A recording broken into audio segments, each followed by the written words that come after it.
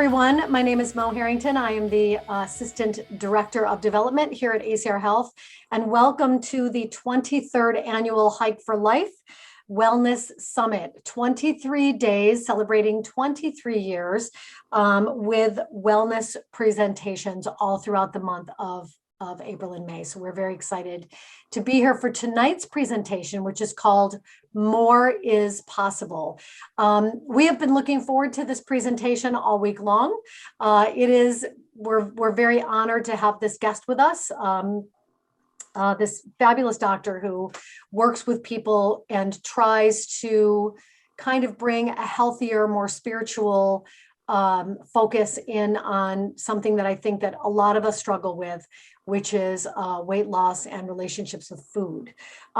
He is from Kudos Medical Weight Loss Center. And, when I think about kudos, I think about the word kudos, which is kind of like praise for an achievement.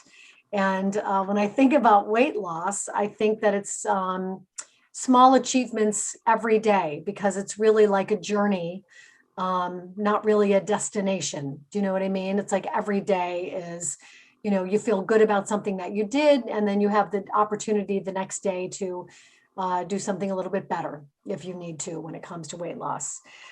So besides internal health services that they have at Kudos Medical Center, they also deal with things like anxiety, insomnia, and with their healthy weight management. It's about doing it without shame. It's about doing it without stigma, which is something that we completely understand here at ACR Health. We love to meet people where they're at. And so Kudos is an amazing partner for us in our mission statement in terms of meeting people where they're at. They are located in two different locations, one in Chittenango, one in DeWitt.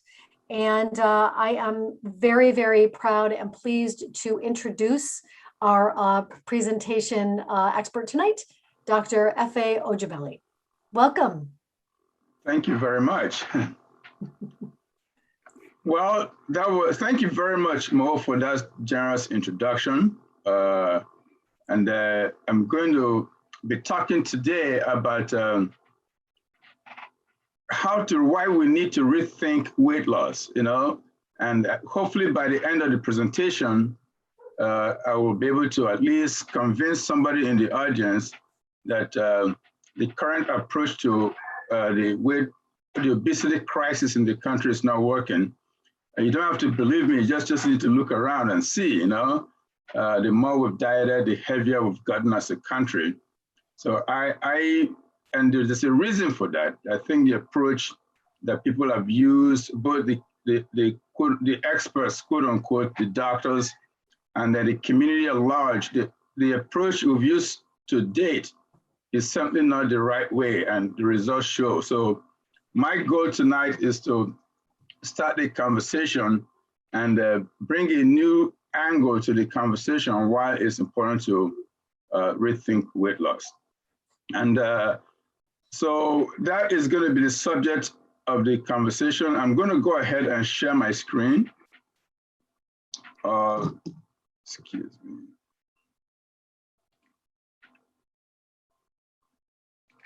Dr. Ojebeli, while you're doing that, can you tell us how long you have been studying and, informing and educating people about, weight loss and the weight loss struggle? Oh, that's a very good question. So just a little about me, because it's even an interest in my journey to weight management. It's an interesting story. I grew up in Nigeria, and as a kid, there wasn't a lot of food. I didn't know anybody who was overweight growing up.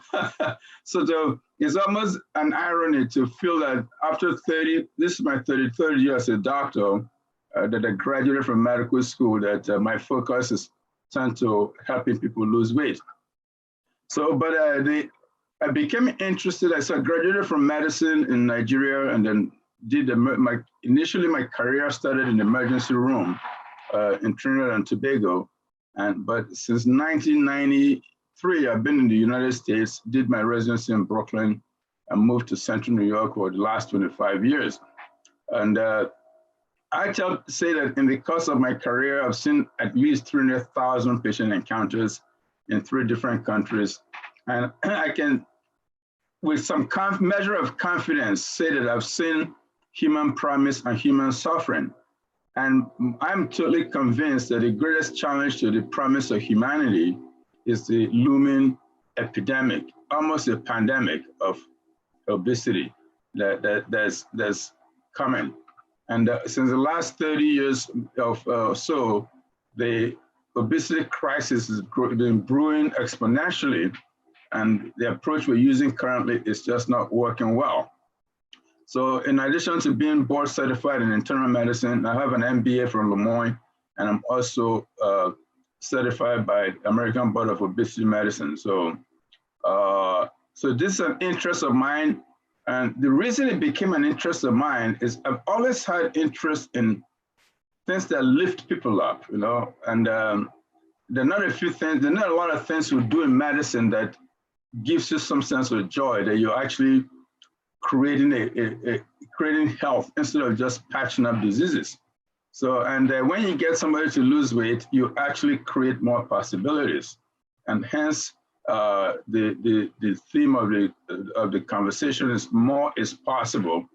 And talking about this weekend, I was watching Warren Buffett at 90 years of age give a presentation about to stockholders over 5 hours with so much clarity and mental sharpness. And I was looking at him and saying, yeah, this guy's worth $105 billion, but I want his mental sharpness when I'm 90 years old. And I believe that you can be that fully functional and contributing to society well into your hundreds. The biggest challenge though, for this generation is obesity. And that's why for me, it's more than just a professional interest, it's almost a passion at this point. So, so that's my story, how long I've been doing obesity. I would say it's nearly the last 15 years, and recently got my obesity board certification. So I think I have some experience. I've had some, both from a research perspective and also from a clinical experience with patients. Okay, and even myself, I've had to rethink my approach to obesity, and I hope to share why in a few minutes. Okay, so more is possible if we rethink obesity. I want to talk a little bit about the biology behind the weight loss struggle and why the current approach is probably failing miserably. So a little bit about myself, we talked about that. These are my qualifications. I've written 3 books. The Fixed Diet, which is a diet book focused on food sensitivity. A small handbook I give to my patients I call 5 Keys to a Healthy Lifestyle and 8 Keys to Great Skin. I'm married to a fantastic woman and have 6 amazing kids and 2 grandkids and counting. So these are the best things in my life. So diets don't work. Okay, so I think that's every year millions of Americans go on a diet. By some account, as many as 45 million people. So I actually saw a CBS report that said it was 108 million people go on a diet every year. That's outstanding. And the average person would try about 4 times. Yet the statistics show that 95% of those who lose weight, who go on a diet, most of them won't succeed, but even those who succeed and lose a little bit of weight, about 95% of them will regain it. Some say 97%. And I say anything where you have a 95% or 97% failure rate, I think you're not doing very well. But these statistics have been very stubborn for decades. 95 to 97% of dieters will regain the weight. And by some estimates, if the current trend continues without bending the arc, 86% of all Americans will either be obese or overweight by 2030. And now 2030 used to sound like a long time, but this is 2021, so that's 9 years away. And there's some indication that we may actually get there before 2020. So if you think about it, in 9 short years, 90% of us will be overweight or obese. That's a crisis, okay? And obesity is not just an issue of body image, it's really the gateway to our chronic health problems, and is the root cause. And if you want to get at the issues that, the challenges that the health system face today, you must address the root cause of all 90% of the problems, and that's obesity. Okay? Long-term weight loss happens to only the smallest minority of people. This was the conclusion of Ms. Tracy Mann. She's a psychologist that works with the University of Minnesota Eden Lab and specializes in treating patients struggling with obesity. She did a meta-analysis of majority of the controlled clinical trials and studies on the weight loss management. What she found was after 2 years, the average person managed to keep 2 pounds off, 1 kilogram, about 2 pounds. So you starve yourself, you exercise, you do all this stuff, you lose a little bit of weight. 2 years later, you're 2 pounds lighter than you started. Okay, and but what happened? You might say, "Oh, that's just because it's diet, and if you did weight loss surgery, it would be better." So what happens after weight loss surgery? Okay, Dr. Michael Morrow looked at 2 studies that were looking at what happens 10 years later after bariatric surgery. And depending on what metric you use, anywhere from 25 to 70% of people who took the drastic measure of having their stomach cut off have regained most of the weight. So the question is why? Why is it that diets don't work? Why is it that it's so hard to lose weight and keep it off? So in order to fully address this, I wanted to talk about what are the myths and what's the reality, okay? The myths about weight loss. And I think there are about 5 myths I want to cover. The first is that weight loss is mostly a matter of willpower. And I used to think like that way. If you just had the willpower to say no, push back at the table, get off the couch and exercise, you will lose the weight. But in my line of work, I see a lot of people with incredible strength of character, massive accomplishments in any area of life, family, career, profession, and they struggle in this one single place, trying to lose weight and keep it off. But I met a lady one day who had had bariatric surgery, lost 120 pounds, regained all of it. She's totally blind, but she was able to go to college, raise kids, she's fully independent. And then when I came into my exam room, she jumped up and said, "Hey, Dr. Dugard, I'm so excited to see you." I was actually blown away by how positive she was. And I asked her, "What's your secret? You're so happy. You should be the most the despondent person I've seen today, yet you're the happiest." And she says to me, "Doc, it has been easier for me to be blind than to lose weight." And I said, wow, it's been easier to be blind than to lose weight. And that echoes what Margaret Mead once said, that it is easier to change a man's religion than to change his diet. So this stuff the struggle is real. It's not merely an issue of willpower. You'd be hard pressed to find somebody with a stronger will than my patient, yet she's had bariatric surgery and regained the weight. So we can throw that out the window. It's not merely willpower. Some people say, if I can just get to exercise, if I exercise, I know I can keep the weight off. How many people join the gym January 1st every year? And you know some, you probably have done it yourself. But the statistics shows that only 11% of gym members actually benefit from it, lose weight. And most of them are former school athletes. So these are kids, people who are used to exercising. The average person who wasn't an athlete in high school or college is unlikely to benefit long-term from just exercise. So most of us have done that. You've exercised, you probably strained your groin or something, trying to do P90X or something crazy, and the weight has come back. So it's probably not that then. Oh, it must be that I'm not doing the right diet. My neighbor is doing ketogenic diet, so I have to do that. It will work for me. Or my friend at work is doing intermittent fasting. That's what I need. people do this all the time. You do what your neighbor did. It turns out that you and I can go on the same exact diet, do the same exact thing. One person will lose more weight, and the other person may even gain weight on that. So just because a diet works for your sister or your neighbor doesn't mean that's what's right for you. So what works for one person does not work for all. It makes sense. We're so different. We can't even agree with ourselves sometimes, let alone hope that what works for one person will work for you.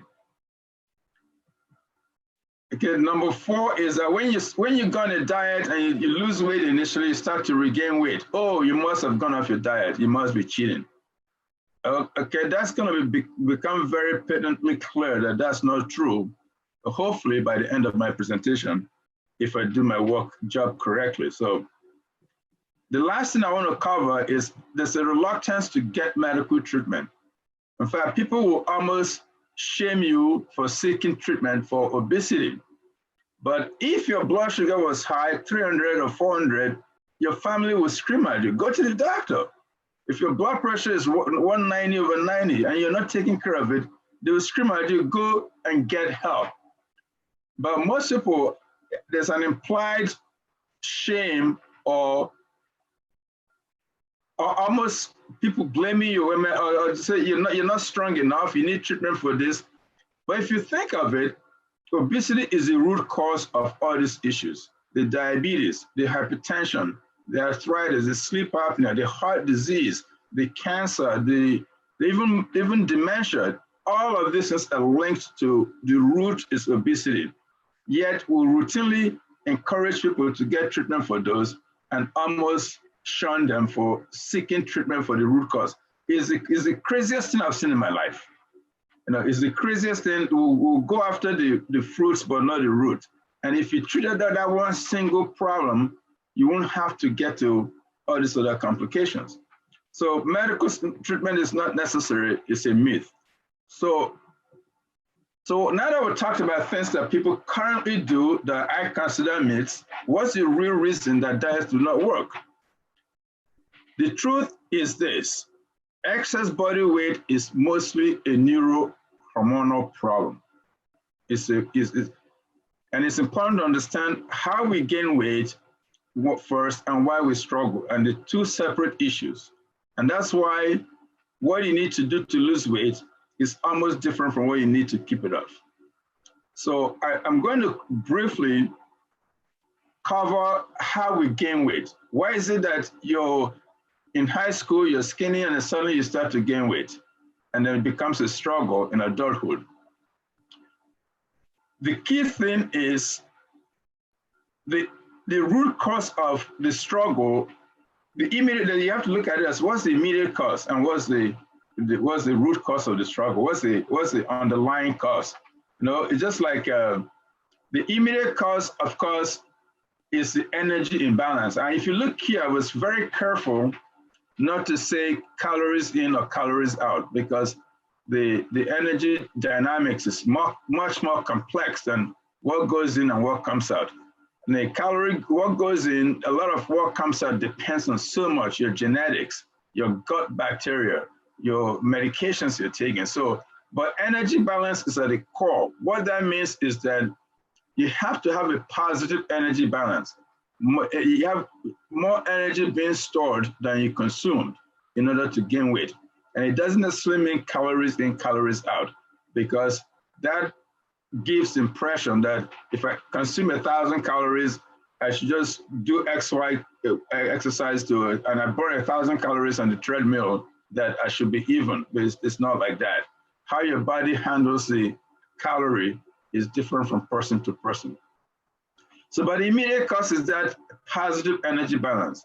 But what's the underlying factor behind that? How do you get to that place?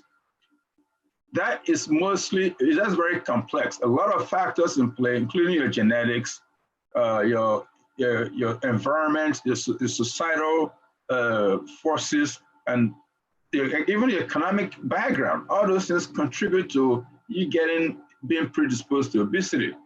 But from a medical standpoint, the key issue is a hormone we call insulin. And insulin is a hormone that's made by an organ called the pancreas. Its main job is to help you manage energy, you know? And what does it do? So this is a diagram. It's probably not very clear, but it talks about the role of insulin. I'm just going to talk about 3 essential organs. In the adipose tissue, which is the fat cell, insulin causes it to take up glucose, but which is a good thing. But it also uses that glucose to produce fat, what's called lipogenesis.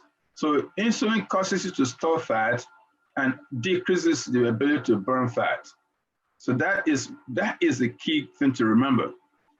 Okay, it does that both at the level of the fat cell and also at the level in the liver. So in the liver, it will cause you to make more fat cells and stop burning fats. That's what insulin does. So I call insulin it's like a shrewd investor. Every single cell in your body has an insulin receptor. So when you eat food, especially when you eat food that's high in carbohydrates, so you eat some bread, some pasta, some rice, potatoes, and things like that, your body, those things are broken down to sugar or glucose. Now the pancreas senses that and releases insulin, and that's a normal response. When it gets into the cell, the insulin is supposed to drive the glucose out of the bloodstream, the blood vessel, into the cells to be used up, okay? Because if you have too much insulin floating in the blood vessels, it can cause all kinds of problems, including dehydration, coma, and things like that. So nature has tasked insulin to drive those blood glucose into your cells. But once it's inside the cell, insulin acts as a switch. It turns the switch on from either burning the fat, the calories, or storing them. But those are the 2 choices. When the calorie gets into a cell, the cell can either burn it for fuel or store it as fat. So when in the presence of high insulin, the process is switched from calorie burning to fat storage. So that's where we begin to store the fat. Insulin is like a shrewd investor. You bring in calories, it turns it to fat. You bring in calories, it wants to turn it to fat. And over time, as we eat carbs and stuff like that, you start to do this, and then the more you do this, you start to accumulate fat. But if you lower the insulin level, you switch to calorie burning. So that's kind of the genesis. That's how we start to gain weight to begin with. And before you know it, over years of this happening, you've accumulated excess body fat. The process will continue unless you intervene. So you try to intervene, you go and you do some exercise on the diet, you lose weight. Now, you've lost the weight, why can't you keep it off? Why do we struggle to lose weight? Again, this is a hormonal issue, but there's a different set of hormone involved. And it's important to know that as humans, through our evolution, we became programmed to defend against fat loss. And this is because fat was once a survival advantage. And that is true. Let me say it again. Fat was once a desirable thing. It was, if you think of the hunter-gatherer days, only people who made the journey are people with body fat. I'll talk about that in a minute. So once you lose weight, your body undergoes some metabolic adaptations.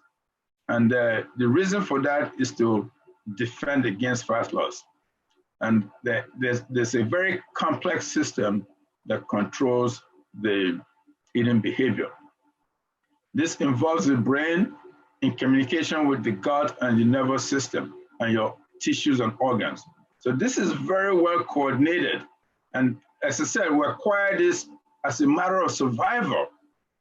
When my ancestors and your ancestors lived during the hunter-gatherer days, nobody was losing weight to fit into a bikini. Nobody needed that. If you lost weight then, you were in danger of dying from some of the severe existential threats that we faced, especially famine and cold winters. There was no Wegmans, we didn't have insulation. Imagine living in Syracuse 250,000 years ago in the winter without body fat. You weren't going to make it. So that was when humans needed fat for survival, and then through evolution would develop very stringent brain systems for monitoring for fat loss and defending that fat loss against at all costs. So let me talk a little bit about the brain system and how it works. It's pretty elegant, and looking at the time to be mindful. But so the brain controls everything. It runs everything, and it monitors for fat loss through hormonal signals. So when fat loss is detected, there's a series of trigger messages that is sent to your tissues to try and regain the weight. And it was, as I said before, this was in fact a matter of self-preservation. Unfortunately, that system still works well today. It's a good system for a different time. I'm going to try and keep it simple and basically present the key functions of this system as characters in a guard unit. So imagine you have a guard unit whose job is intended at all costs to defend you. Now, the center of the brain that controls eating is divided into 3 layers, okay? The most primitive layer is called the homeostatic center. That's like a palace guard who is unwavering and is going to defend that palace at all costs. Then the next layer in the midbrain is what we call the hedonic center. It's a reward center, and it's like a benefactor. And overlooking all of this is the executive center in your prefrontal cortex, a supervisor that's supposed to make sure everybody's doing what they should be doing. Unfortunately, the supervisor is sleepy on the job, so it's not paying attention. So the homeostatic center and the hedonic centers are running the asylum. So that's what I call the unwavering palace guard. And the homeostatic center is located in the brainstem, an area called the hypothalamus. Its job is to look for signals for weight loss and to rigorously guard against that. So it monitors a hormone called leptin, which is made in the fat cells. And leptin is the main hormone that tells your brain they've had enough to eat. So when you lose weight, your leptin level drops. In fact, one study showed that a 14% weight loss resulted in a 65% drop in leptin. Now, that's like you're an emergency, telling your body, your brain is signal that you're wasting away. 65% of the energy reserve is gone. So we need to do something to restore this. So when the brain senses that drop in leptin, it sets off signals to other brain centers and organs to try and slow down the weight loss. So when the 3 things happen immediately, your metabolism slows down, what we call adaptive thermogenesis, which means that, let's say you're 300 pounds and you drop your weight to 200 pounds. If you go for a walk, you burn X amount of calories at 300 pounds. When you drop to 200 pounds, you're going to burn less calories. But we know you burn far fewer calories than would be expected from the weight loss alone. That's because your brain has told your tissues to slow down burning calories. So that's the first thing that happens. And then the next thing is that you tend to be more hungry. 3 months into your weight loss program, you've been doing very well the first 3 months, but now you just think of food all the time because you're hungry all the time. And that's because, again, those signals are telling your stomach to make the hunger hormone called ghrelin. So ghrelin makes your stomach growl, you're now more hungry. And because there's a drop in leptin, your brain does not sense this satiation. You don't feel satisfied with food. So you try to be good, you eat some salad, you eat some celery, and you're just not satiated. So you keep looking for food and keep looking for food. And until you eat something that is bad, it's like sugar, salt, or fat, then that's when the hedonic center comes in. The hedonic center is kind of in the middle layer, is the reward center. I picture that as the character of a benefactor. You do something good, we're going to reward you. So because you've been hungry and you're not satiated, you keep foraging for food. Remember, this was back in the hunter-gatherer days. You've been encouraged and prodded to go look for food until you find sugar cane or something sweet. And once you eat that, the brain rewards you by releasing dopamine. You get a squirt of dopamine, and that is a feel-good hormone. You feel good, and most people say, gee, that's my comfort food. The reason for that is you're really comforted. You are comforted by dopamine, and now it sets off a cycle, because the only time you feel good is when you eat something bad. So you go back and you try to be good, you're hungry.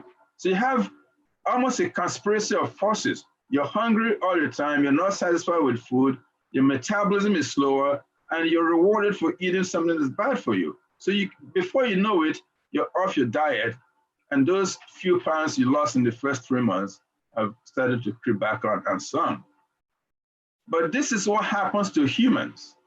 And this is why we struggle. And this is why I will hope that people will start to consider that this is not an issue of willpower alone.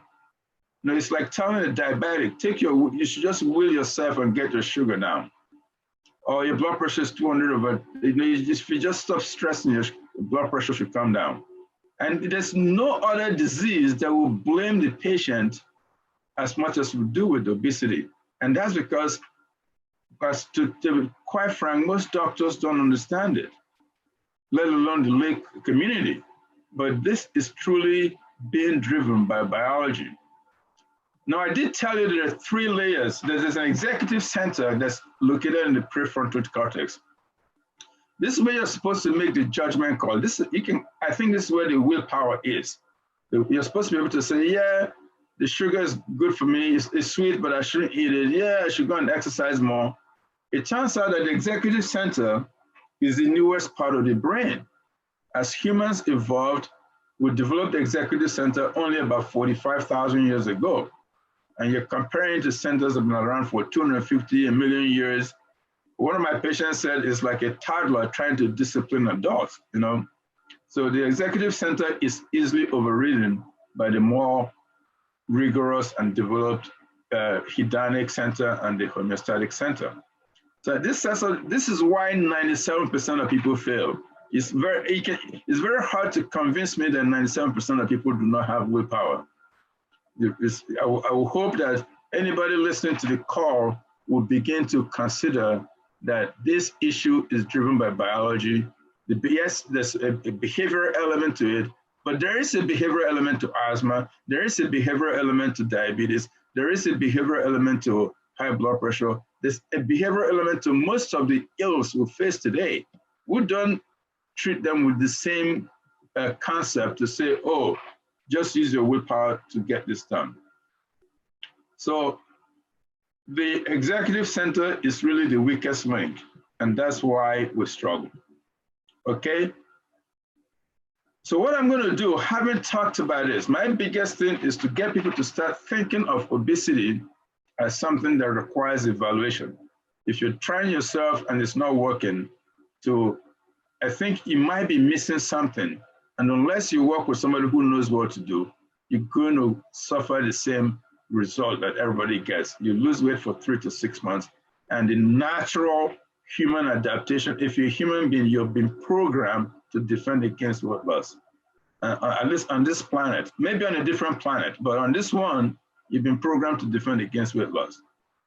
So if you want to lose weight and keep it off, as a way of attaining the bigger possibility, the promise of humanity, the ability to contribute to the world at 90, at 97, like Charlie Munger, you know, and that you have to commit to long-term change, not a short-term diet. I always tell people, if you're doing anything, the first thing you have to ask yourself is, can I do this for the rest of my life? If you think, oh, it's just a 3-week diet before the wedding, you're probably wasting your time. Because unless you're willing to make a commitment to change for the long haul, it's not worth trying. And the other thing is, you just got to start. You know, people think about it, you think about it, you read about it, it's intermittent fasting today, is this. The truth is, there's no one diet that works for everybody. Start somewhere, and if it doesn't work, make adjustments. So if you try low-fat diet and it doesn't work, then maybe you should try low carb diet. If you try low carb diet and it's not working, maybe you should try intermittent fasting. But if you're not getting somewhere, then it's time to ask somebody who knows what they're doing. So make a commitment to change for the long haul, start and make adjustments, and get support. This is, if you can get people in your life that will be supportive, it makes it easier to do. And of course, when all else fails, do not be shy to seek medical treatment. And I know that part of the challenge for somebody like myself, and especially those people in this field of obesity medicine, is convincing our colleagues in the general medical community to actually start looking at obesity from a medical perspective. Because the average person goes to the doctor today, and if you're lucky enough, the best they will tell you is, say, hey, go and lose some weight.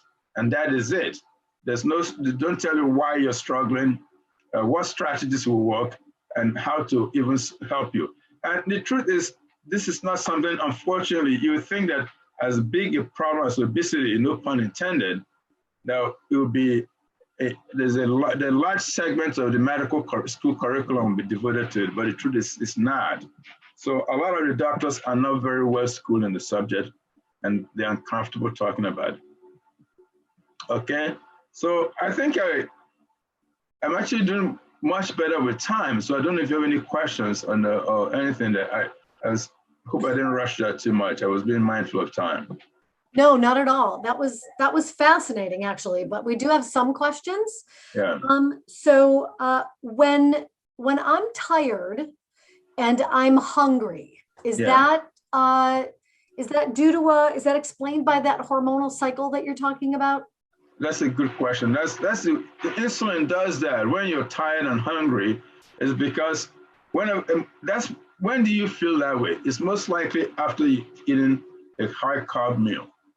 You eat something that's high in pasta or potatoes or something like that, and a few 30 minutes later you feel like falling asleep, and then 2 hours later you're hungry. So I just had a large bowl at the spaghetti warehouse. Why am I hungry? What happens is when you eat a carb-rich food, the pancreas is going to release a lot of insulin. And that insulin, like I said, is that shrewd investor inside the cell, is looking for every opportunity to divert everything that comes in to be stored in anticipation of the next famine and the next winter. So it's intended for storage. So that's why, so you have more of the calories being stored and less of it being burned for energy. And the way when you feel strong is when the calorie is burned for fuel. So, but instead of being burned for fuel, it's being stored, and you feel tired because you don't have enough fuel. It's like a car with a fuel level that's low. You start to tug and pull, you know. So that's the thing. So the main thing, at least the concept right now, is that because insulin is diverting a lot of the consumed calories for storage, that there's not enough left for burning for fuel. So is sleep good for weight loss? Absolutely. In fact, sleep is critical. Sleep is critical for weight loss. And maybe something I should add to help people in terms of practically what do you do if you want to lose weight. Okay, I think sleep is essential, and it's not just, you have to get enough sleep if you want to lose weight and be healthy. And 7 hours for an adult is what you're looking for, between 7 and 8 hours of sleep. Wow, that's a lot.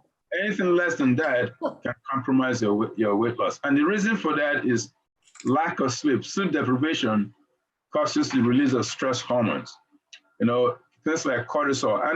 And this is a very simplistic approach. I talked about insulin because it's kind of the head of the snake, but it's not the only hormone. Cortisol is a stress hormone, and if you're not getting enough sleep, you start to make a lot of cortisol.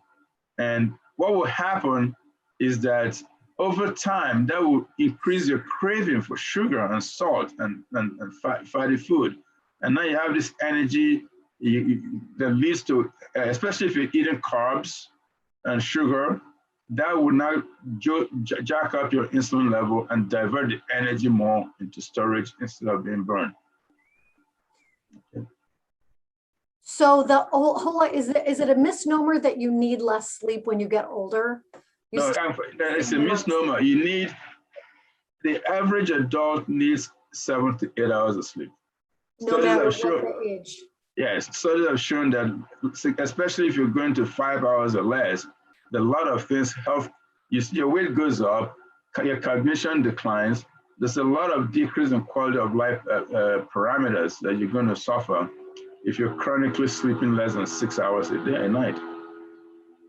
So okay, so now we're talking about this insulin and this head of the snake, which totally makes sense. Yeah. One of the things I'm curious about is that I hear a lot about body types. So, even when I'm, doing like yoga or I'm doing some kind of an exercise like that, which I think works better for me than sometimes a hardcore exercise. Is it different? Is the weight loss, regime different depending on your body type? That's a very good question, because some people have said, oh, even people have even used your blood type and this type. There's no evidence to suggest that those things affect your weight loss. Everybody's different. What the studies have shown is that the evidence shows that 75% of what your weight loss is going to come from what you eat. We are what we eat. Okay.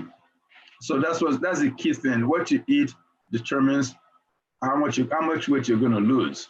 I tell people the 4 key things to look for if you're trying to lose weight, without getting to body type or this type, because there's no one thing that fits one body type perfectly. But the 4 things to look for is, what are you eating? Okay, so nutrition, your activity level, your habits, and medical supervision. Okay, and nutrition, like I said, 70 to 75% of what the weight loss is going to come from nutrition. So that is very important in the beginning. And oftentimes when you make adjustments where the medical supervision is superior to trying to do it on your own. So when you go on a diet, sooner or later, you're going to start having these metabolic adjustments. You start to feel hungry. And if you've ever been on a diet and you're thinking of food all the time, it doesn't work. Sooner or later, you're going to succumb and start to eat the poor things, and you get off your diet. So, but if you're working with somebody who knows what to do, we have ways to help you treat hunger and control that. So that can be done. So in the beginning, I would say what you're eating and maybe medical treatment will help you comply or adhere to your diet easier, so you're not hungry. And then 3 to 6 months into weight loss is when the metabolic adaptations start to occur. Because even if you're following your diet perfectly, after about 3 to 6 months, the weight will start to come back because of those hormonal programming. And at that stage, especially when your metabolism slows down, that's when exercise becomes very important. Exercise is important to try and offset the drop in your metabolism once you started to lose weight. But to keep the weight off, you literally have to rewire your brain with habits. Habits is what is going to ensure that 2 years, 3 years, the weight is off. And there's certain habits that you have to follow to lose weight. You have to plan what you're eating. You have to read the food label. You have to track what you're doing. You have to get enough sleep. You have to be mindful so you're not grazing. So there's specific habits that you have to follow. But the thing about habits is that we form habits and habits form us. But they require repetition of practice. You got to do the same thing over and over again. And there's a biological basis for that, because when you feel an emotion or think a thought or take an action, you actually leave an imprint on your brain physically. So if you're doing the same thing over and over again, that leads to the creation of new neural networks that will support that habit. And it takes a long time for that to become strong enough to override your old habits. And some people say, there was a study that said it takes, that was published in British, I think it was a British Journal of Psychology. They looked at about a group of people and about 39 of them qualified for analysis. And they say it took them from anywhere from 18 days to 254 days to form a habit. You know, we know that it takes a long time for the habit to become strong enough to override the old one. And in my experience, in my practice, I would say you're talking a year to 18 months. But if you have the discipline and the accountability to stick with it that long, then everything you're doing becomes second nature. You don't have to worry if you're traveling or there's stress, there's holidays. You just automatically plan your day, be mindful, track what you're doing, read the food label. Those things become second nature. And that's where that support and accountability is so critical, because left to our own devices, 6 months into it, most people say, this is too much, I'm going on vacation. And then you lose the things you've already succeeded at. And those old habits are just working in the background, waiting to take over. So I'm hearing a lot about accountability. I'm hearing a lot about habits. Yeah. You have, and support, obviously, you talk about support systems a lot. I have a friend of mine who's a trainer, and it's really interesting because he has a client who's very, very overweight, comes in to exercise all the time, but doesn't have that support system at home to support those healthy eating habits. So do you provide in your medical office, do you supply support in that way as well? Yeah, that's a good question. In fact, the way our program is structured is a 3-phase program.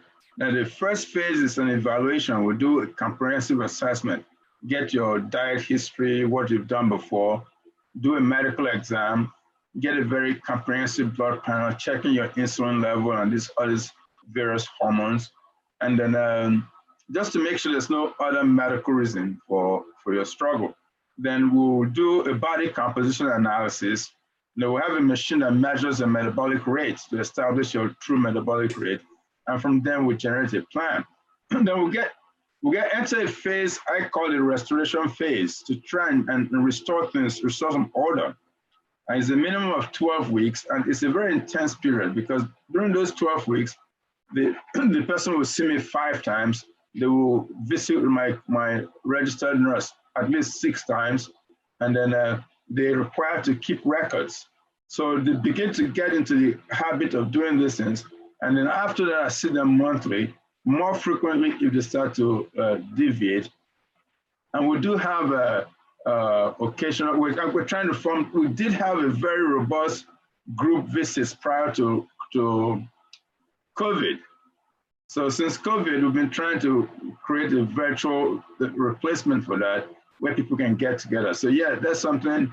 One of the things of our program is to try and do things that keep people in that community. We have once a year, we have a walk to end obesity in September, which we couldn't do last year because of COVID, and plan to maybe start a wellness festival in the fall, just to keep people focused, recognize their accomplishments. We have a lot of patient recognition programs as well. It's very motivating. One of my patients came in today, has lost 10% of her body weight, so we'll give her a token recognition.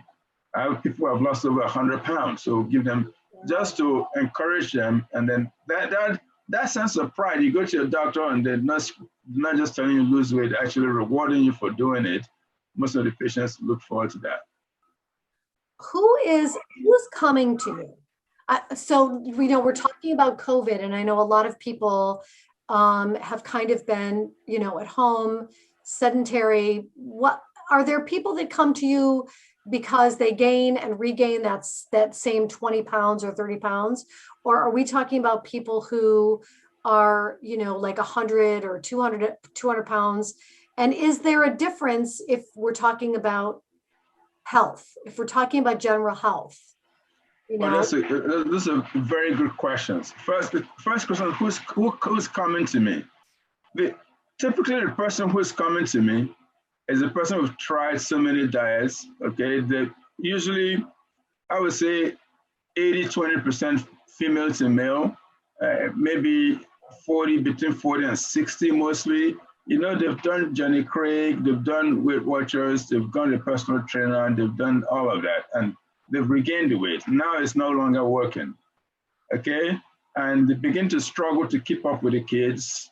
They'll keep up, it's affecting the family life with the spouses and the kids. So that's the person who says, okay, I've done everything else I know how to do, and they end up with me. Because I have a very big internal medicine practice in the area, I have a lot of my patients who are realizing, oh, Dr. Ojibale can help me, and so a lot of my current practice patients come, but I have patients who are coming to me who see other doctors for their primary care, and but they've tried everything, and then they get to me and they see the experience is different. So yeah, so that's a classic person. If somebody between 40 to 60, 65, I have patients. One of my biggest success stories in her 70s now. She's when she came to me, she was 60 years old, couldn't do much. She's lost 100 pounds, and at 71 is able to do things she couldn't do at 51. Physically, she's traveled to India and doing amazing things. So more is really possible. And most of them come for health. They want to get better. The first question I always ask them is, what will be different in your life if you lost weight? And it's always, I want to be able to do more for my kids. I want to get better. I want to do things. So yeah, at that point, most people are driven by the need for health, not necessarily to make it to spring break in Miami. So and as far as when it comes to health, I have people who have come because they have 20 pounds to lose. I have people who have come to me because they're 300 pounds overweight. And but usually we set realistic goals. The first goal is to try to take 10% off, And the reason for 10% weight loss is in medicine is considered meaningful weight loss. Because if you can drop 10% of your weight and keep it off, you dramatically improve the metabolic consequences of obesity. For example, if you have pre-diabetes and you lose 10% of your body weight, you decrease your risk by 80%. Wow.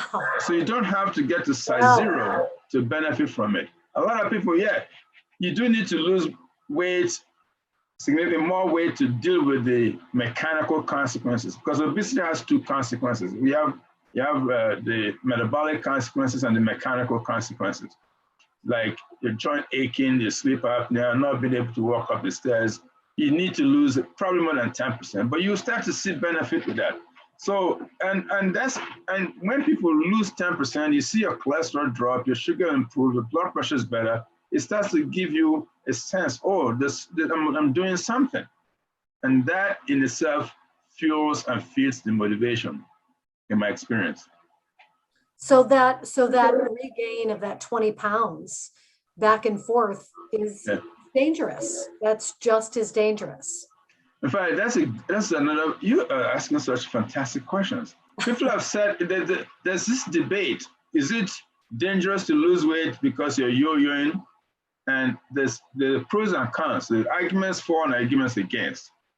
For instance, if you're 300 pounds and you drop to 250 and for 6 months, you give your body and organs reprieve for 6 months. You regain it and you lose again for another 6 months. Are you better off in the long term because your joints, your heart, and others, at least, and the inflammation burden, you're giving your tissues a reprieve from time to time?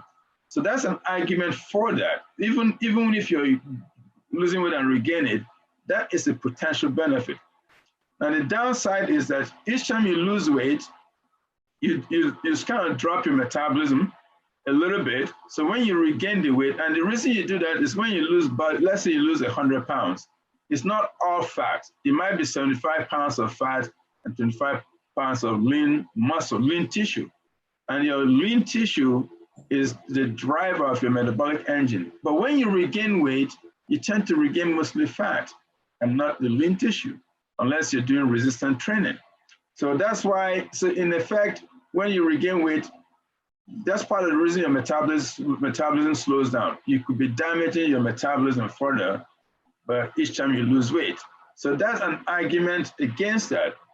But I personally believe that anytime you can get some weight off, whether it's for a year or 3 years, I think you're far better off than sticking with saying I'm going to be 300 pounds because I don't want to damage my metabolism. You're damaging everything else.